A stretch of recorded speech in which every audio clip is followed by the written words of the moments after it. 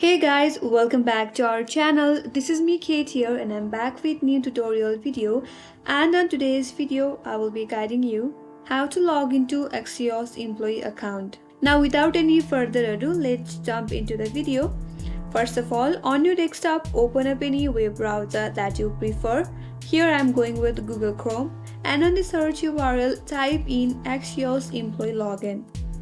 Then press enter on your keyboard. That will take you to this page. From here, head over to the first link that says employee login. Click on that.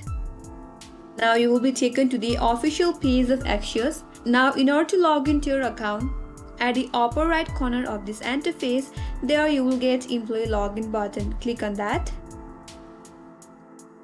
Then you will be taken to login page. Here enter your valid username.